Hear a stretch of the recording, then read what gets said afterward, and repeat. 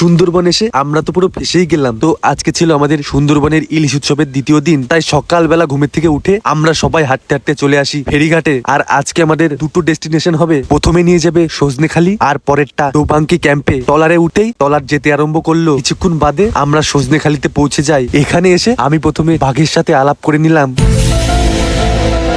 যাতে কোনো সমস্যা না হয়। এরপর দেখি অ্যাকোয়ারিয়ামে দেখি দুটো কচ্ছপ ছটফট করছিল। আর তারপরেই আমরা উঠে পড়লাম এখানকার প্রধান আকর্ষণ ওয়াচ টাওয়ারে। ভাবলাম এখান থেকেই হয়তো বাঘ দেখা যাবে, বাঘ তো দেখতে পেলাম না, কিন্তু ওই দূরে ওটা বলছে সবাই মিষ্টির জলের পুকুর। যাই হোক, এরপর নিচে নেমে হাঁটতে হাঁটতে সামনের দিকে তাকিয়ে দেখি এক পাল বাদর। বাদরগুলো ভাবছে এরা কারা। কিছুক্ষণ বাদে টলারে উঠতেই আমাদের হাতে ব্রেকফাস্ট দেওয়া হলো। আর আজকের ব্রেকফাস্টে ছিল নানপুরি, ছোলার তরকারি আর তার সাথে একটা করে মিষ্টি। এটা শেষ করতেই আমাদের হাতে চলে এলো আমুদি মাছ ভাজা। আর এটা আমুদি মাছ ভাজা ছিল নাকি অন্য কিছু কেমন যেন লাগছিল, তাই ওটা কোন রকম শেষ করে আমরা চলে আসি ডোবাঙ্কি ক্যাম্পে। এখানে ঢুকেই দেখি 8 কিলোমিটার বড় বেড়া দিয়ে ঘেরা একটি উঁচু রাস্তা। সুন্দরবনে এখনো পর্যন্ত এটাই আমার সব থেকে ভালো লেগেছে। চারিদিকে দেখি গাছপালা হয়ে আছে, আর নিচে তাকিয়ে দেখি লাল কাঁকড়া হেঁটে বেড়াচ্ছে। এরপর দেখি সজনেখালির মতো এখানেও একটা ওয়াচ টাওয়ার রয়েছে, সেখান থেকে একটা বগ আর কিছু গাছপালা ছাড়া আমি তো কিছুই দেখতে পেলাম না। না, আমি ভুলছিলাম বন্ধুরা, ওয়াচ টাওয়ার থেকে নিচে নেমেই দেখি দুটো হরিণ এখানে ঘোরাঘুরি করছে।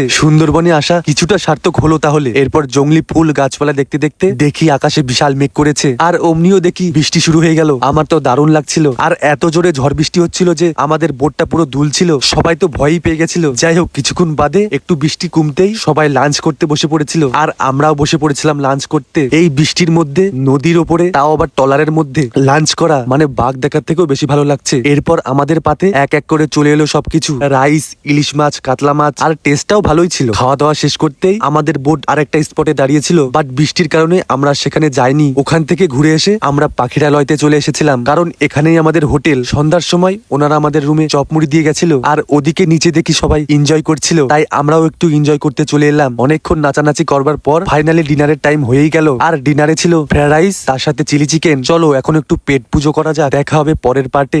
বাই।